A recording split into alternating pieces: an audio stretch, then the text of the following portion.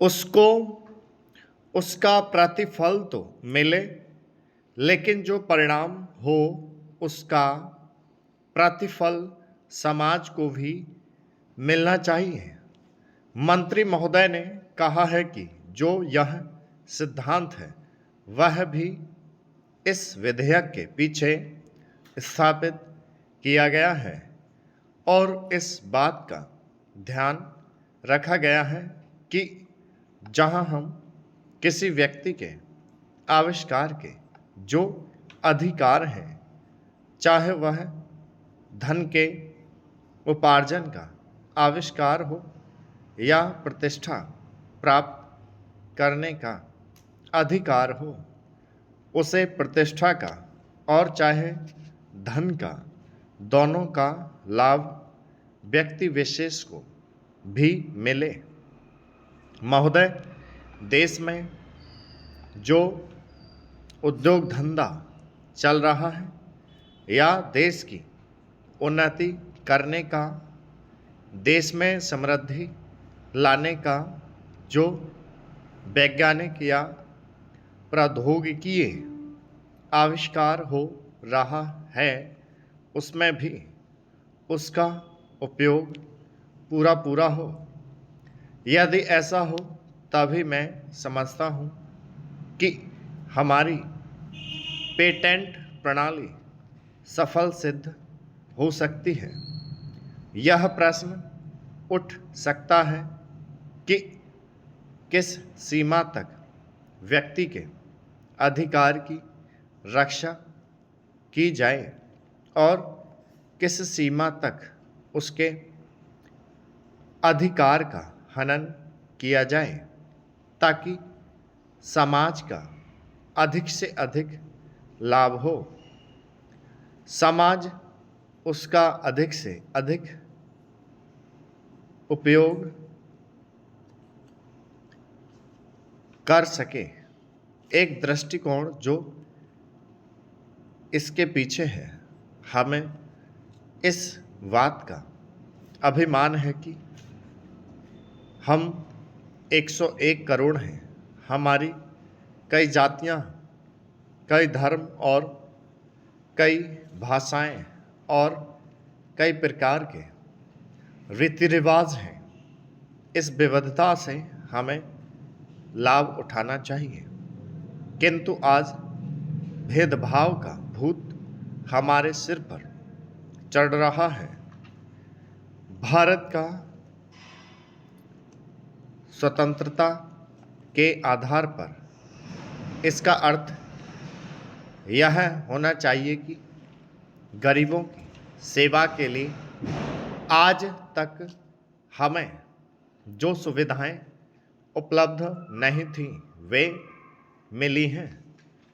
जिस प्रकार भरत ने अयोध्या के राज्य को राम का समझकर सेवक वृत्ति से राज्य का काम संभाला था, उसी प्रकार हमें समझना चाहिए कि राज्य गरीब जनता का है और उसके नाम पर उसके संरक्षक बनकर हमें उसको चलाना है।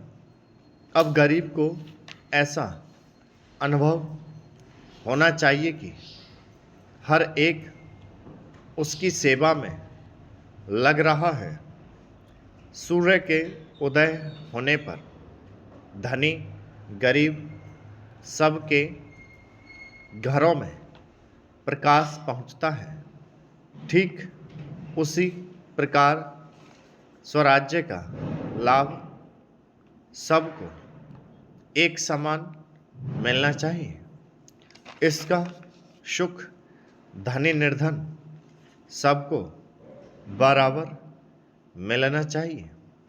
जनता को हमने वचन दिया था कि स्वराज्य मिलने पर हम आपके दुख दूर करेंगे। अब वह समय आ गया है जबकि हमें अपने उस दिए हुए वचन को सार्थक करना है। इतने बड़े देश में विचार भेद होना स्वाभाविक है। देखना यह है कि हम लोगों के विचारों में कुछ अंश समान भी हैं या नहीं। यदि हैं तो समान कार्यक्रम बनाइए।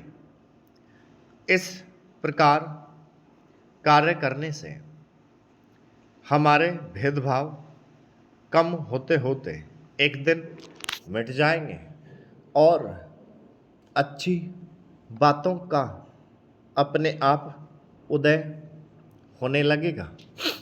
अगर उसी प्रकार भेद स्थापित करने का प्रयत्न किया गया तो लोग सत्ता के पीछे पड़ जाएंगे और स्वराज्य प्राप्त होने का आनंद हम लोगों को नहीं मिल सकेगा। अध्यक्ष जी, किसी भी देश की विदेश नीति अपने में कोई स्वतंत्र नीति नहीं होती है, वरन वह किसी देश की आंतरिक नीति को स्पष्ट करती है। उदाहरण के लिए हम अमेरिका को ले सकते हैं। उसने अपने यहाँ अधिक अन्न पैदा किया और जब उसके पास अनाज फालतू बच गया तब वह अपने बकाया अनाज की बिक्री के लिए ऐसे देशों की तलाश करने लगा जो उधार पर माल ले सकते हों। किंतु हमारी आंतरिक नीति ने यह तय किया कि खर्चीले ढंग से सरकार चलाएंगे और स्वदेशी मुद्रा की कोई राशि हमारे पास नहीं बचेगी। हमने कर भी लगा दिए और मुद्रा प्रसार भी कर दिया। कुछ संकट पड़ने के बाद इस बात की आवश्यकता को नहीं समझा कि उस पैसे का कहीं अन्यत्र उपयोग कर सकें। श्रीमान, मुझे माननीय प्रधानमंत्री जी के इस कथन पर दुख होता है कि दुनिया के अमीर और गरीब देशों का अंतर लगातार बढ़ता जा रहा है। मैं उनसे यह पूछना चाहती हूँ कि भारत की विदेश नीति ने उस अंतर को घटाने की क्या कोशिश की है? क्या भारत सरकार ने कभी दुनिया की पंचायत में यह कहने की हिम्मत की है कि बालिग मताधिकार के आधार पर यूएनओ का चुनाव होकर एक संसद बनाई जाए? और क्या आप में यह देखने की हिम्मत है कि फौज के हिसाब से कर लगाकर एक विकास का खाता खोल दिया जाए? जो देश विकसित हैं उनके मजदूरों का 1 घंटा हमारे देश के मजदूरों के 100 घंटों के बराबर माना जाता है, क्योंकि उनके पास साधन हैं। इसीलिए यह अंतर और भी बढ़ता चला जा रहा है।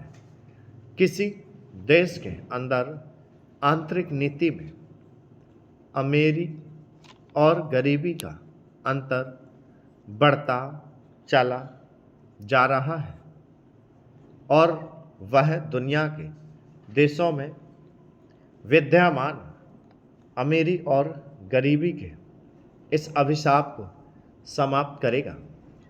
यह समझ में आने वाली बात नहीं है। अब मैं आपका ध्यान एक और बात की ओर दिलाना चाहती हूँ। पूर्वी जर्मनी को मान्यता देते हमें परेशानी होती है, इसलिए कि शायद पश्चिमी जर्मनी को बुरा लगे।